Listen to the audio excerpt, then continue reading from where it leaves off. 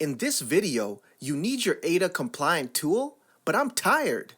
My HS tried to punish me for filing a First Amendment lawsuit against them. I used it to get into my dream college. And I'm your mother. You need your ADA compliant tool, but I'm tired. I'm a cashier at my local Wally World. Most of the time, the people that I work with are really nice and management is great.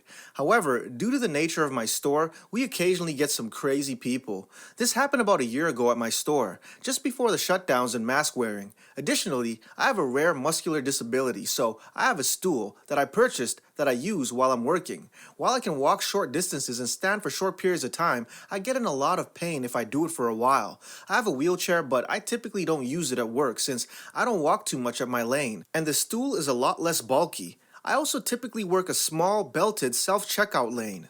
The cast, OP, yours truly, Karen, entitled customer, NS, nice supervisor, NM, nice manager. The story. So I'm working at my typical self-checkout lane when Karen comes to check out with a mountain of groceries.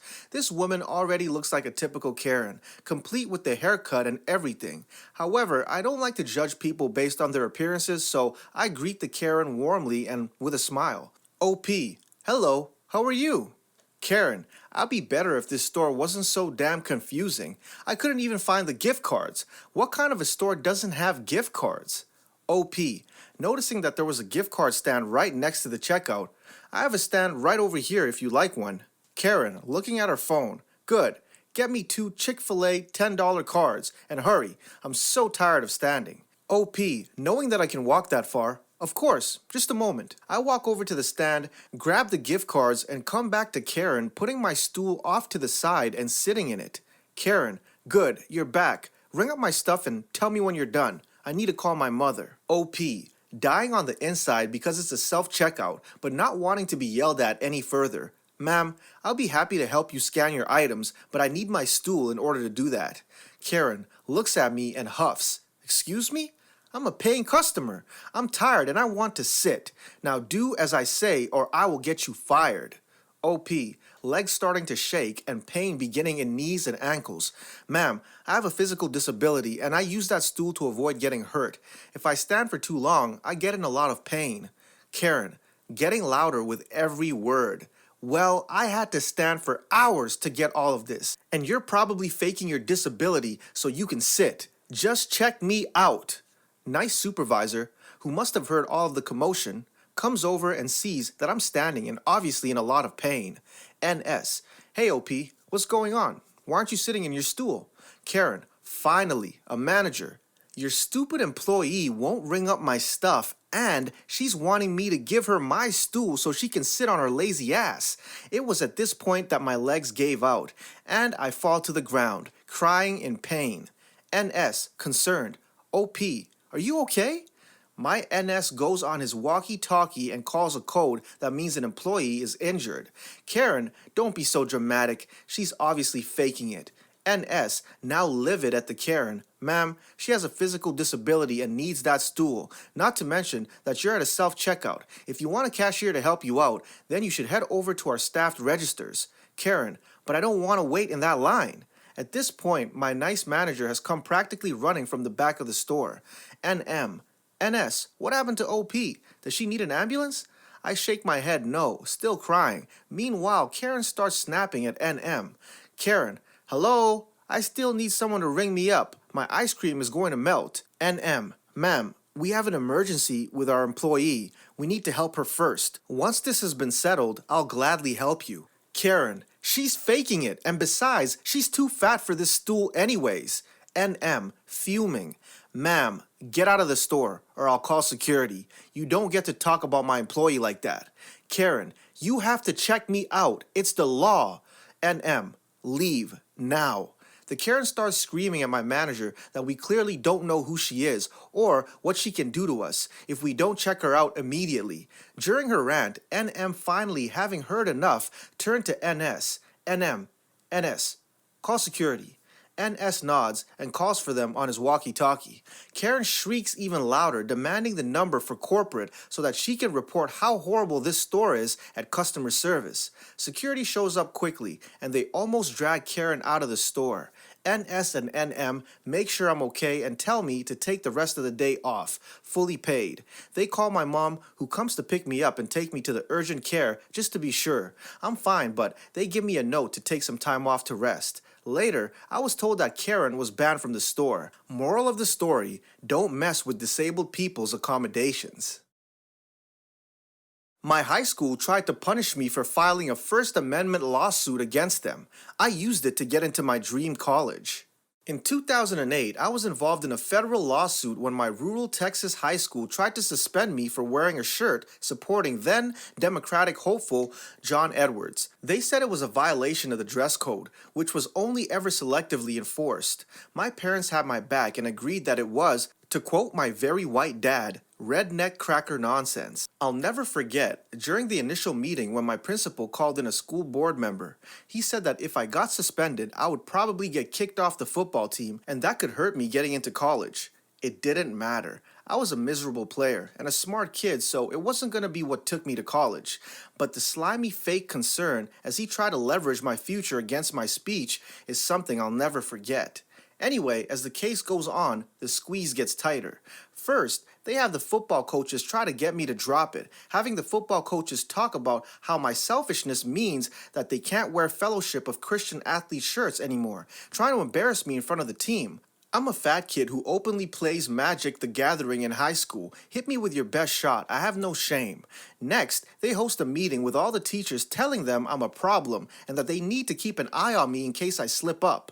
I found this out years after the fact when I bumped into my English teacher at a friend's wedding. Finally, they just start pulling in students from my classes to get them to say bad stuff about me. I was a class clown, so this turns into every single dirty joke, rude comment, or loud fart I ever made getting reported to school administration, which then leads to this awful little toady vice principal calling me and my parents in and reading them back in front of my mother. That one stung. My parents still knew it was bullshit, but who wants their locker room jokes aired in front of their mom? They used this as pretext to expel me for 6 weeks, citing inappropriate sexual conduct. They shoved me into the Disciplinary Alternative Education program, and I'm steaming. The program is basically where they warehouse kids with emotional problems they can't handle. You just sit in a room in a refurbished insane asylum and can't do anything but read or use the computer for monitored educational purposes. You also get booted from extracurriculars while you're in there. I know at this point they want me to make a scene so they can punish me further, so I do the exact opposite. I channel all my rage and new free time into my schoolwork. Doing homework I would usually ignore because I knew I could ace the test. Now I'm doing both and my GPA is climbing. I start looking into scholarships and find a bunch that are really interested in political activism, and guess who now knows a little bit about that? I apply and rip my school a new one. Then, I work with my dad and we find an attorney who will take our case pro bono, which means while the school bleeds fees, it doesn't cost us anything to keep it in court. I spent those weeks like a monk, motivated entirely by spite, doing everything I could to make their bullshit work for me.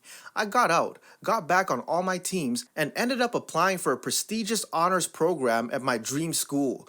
Not only did I get in, but I got way more financial support than I thought I would. Eventually, we lost the case, but the school had to abolish the dress code anyway because they couldn't afford to get sued over it again.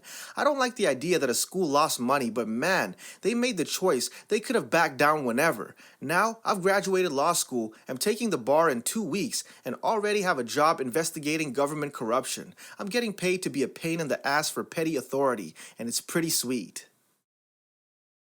I'm your mother.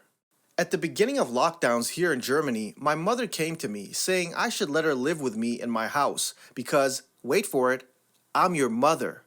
Well, I let her move into the granny apartment. It has a separate entrance and has 1 bedroom, 1 bathroom, kitchen/dining room, and living room. While she slept in the bedroom in the apartment, she used the main kitchen to cook her meals, but refused to cook shared meals, used the main living room to watch TV, basically acted as if she owned the house. Any of my complaints she likewise dismissed, I'm your mother. It all came to a head when I was working on a computer in the living room. There was a lull while the system setup was doing its thing, so I went to the kitchen to brew tea and have a snack.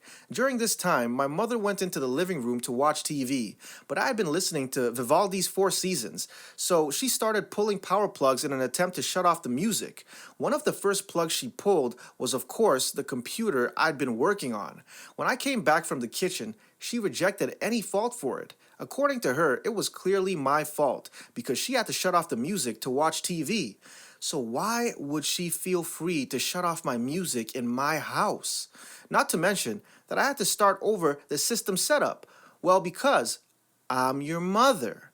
I countered, and my mother is a guest in my house, so until you behave like a guest, you better go to your apartment. She didn't like being treated like that one bit. Well, she went to her apartment, then left. I went to a hardware store and bought new locks. Until then, the key for the main door also worked for the apartment door and vice versa. The inside door connecting the apartment and the main house didn't have a lock at all, so yes, I locked her out of the main part of the house. And then the phone calls started. First, my brother, to whom I suggested he take her in. The house he lives in alone is even larger than mine. Then my older sister, who has 2 spare bedrooms in her and her husband's condo since her children moved out long ago, and who didn't like the suggestion she should take our mother in either. My sister's daughter was somewhat surprised when I explained to her that the house belongs to me and not to her grandmother. Her brother only called to get my confirmation about that.